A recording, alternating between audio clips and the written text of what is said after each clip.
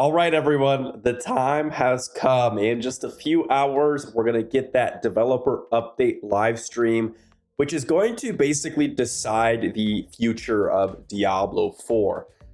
It is honestly, as someone who is invested in the game and enjoys the game and wants to be able to play it and enjoy it for the future, months to come, this is actually a pretty nerve-wracking moment for us because again, who knows if they're going to talk about everything within this next season, but they've claimed that the developer update live stream is going to go over some of the things to expect with season 1. And I don't know about you all, but just to kind of talk a little bit about the implications here, you might see in the background where I'm just playing my Necromancer. I've kind of just been hanging out and enjoying the game, doing whatever, lazily farming. I'm trying out a couple of the other classes. I haven't really pushed for like another level 100 because I could have easily acquired another level 100 at this point if I really pushed for it. But I'm actually just been enjoying the game and messing around. I have like 0 gold right now because I've been trying out all the different builds, etc. And I know a lot of people are feeling that way. In fact, I know a lot of people aren't even playing the game right now.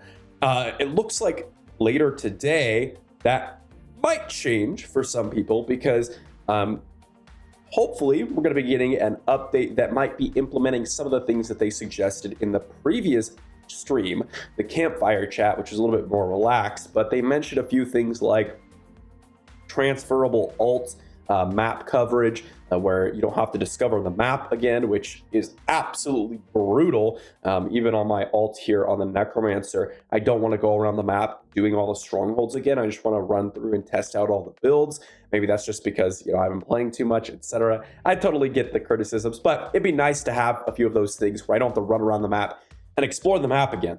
I don't really think that that's, I guess, super unreasonable to ask for, but they did mention that they're going to be implementing that potentially before season 1, so that might be what we get. We might be getting a few other things, maybe some other balance patches, who knows, but really that probably won't bring back people to play before season 1. And realistically, we're going to get season 1 in 2 to 3 weeks here. They did say mid to late July, and we're actually approaching that very quickly. The game has been out for over a month at this point, which is a little crazy because, well, I mean, it's even crazy that we're even playing Diablo 4.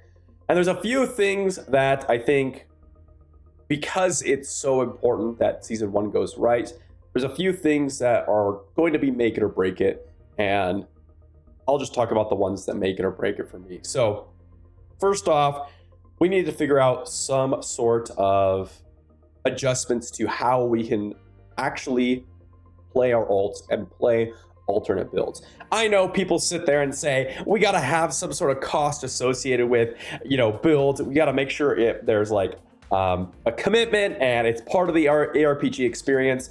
You could say whatever you want. You could say whatever you want. You could be, this is the objective fun path. I don't really care. What I will say is most people, including myself, have less fun being limited so heavily on what build you can create, okay?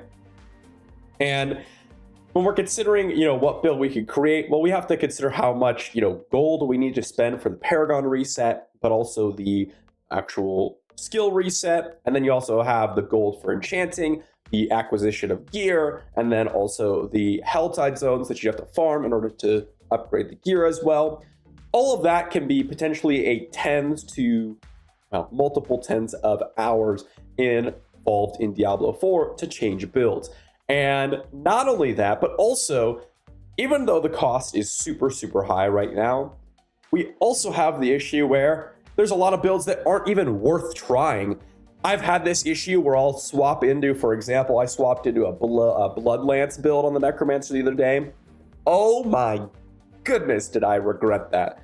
And I was poor, so I had to use the Bloodlance build for hours until I got the money to go ahead and respec back to Bone Spear in order for me to farm a little bit quicker.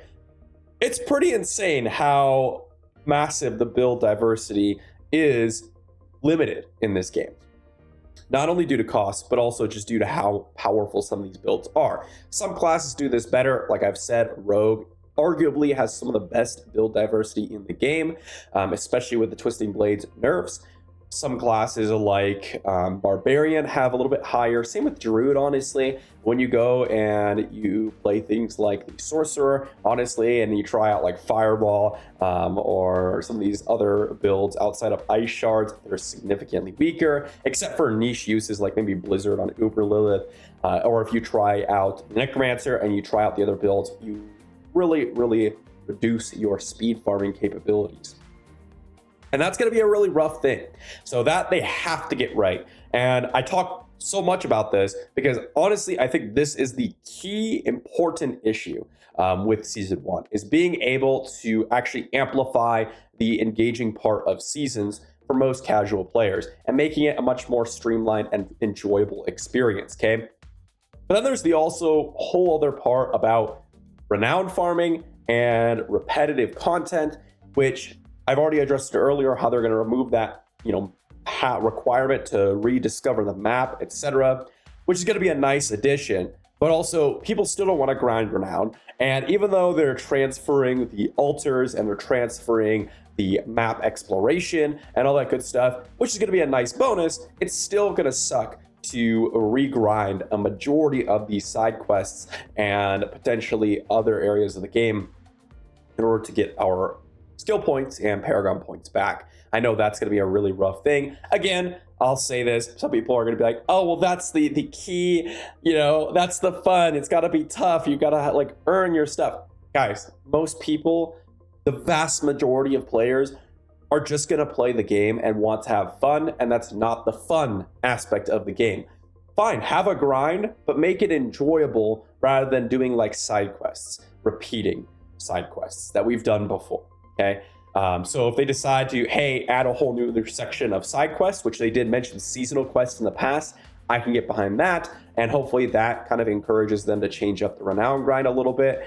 And of course, the third most important, or the last thing I want to mention about this, is hopefully we're going to get something that addresses some of the end game content loop and the pacing of the game. Right now, there's a very big pacing issue where everyone just stops playing their character at either level 50 or at like level 75, 80. Why? Because there's not really much to grind for unless you really wanted to push like tier 100s. You have your build, you're not going to really get any stronger or change the gameplay. The only thing that's going to happen is you're going to play harder of the same thing. So I really like to see some sort of, encouragement to play till 100, maybe make the, leveling process really short until you reach like 95, and then the 95 to 100 is really difficult. So maxing is hard, but that sense of progression is still there because the leveling isn't so bottlenecked. I'm not quite sure. Maybe they added World Tier 5 as they leaked before, or the Dynamine leaked like at world or at level 85, 90 with a new gear tier like Ancestral Sacreds. Like, I don't know. Something like that could be very interesting, but that's kind of what we're waiting on, and we'll see a little bit later today. So if you want to follow along and see my video, because I'm going to post a video a couple hours after this one going over that live stream, well, hopefully you get all the information then. Thanks for watching, and I'll see you all for the next one.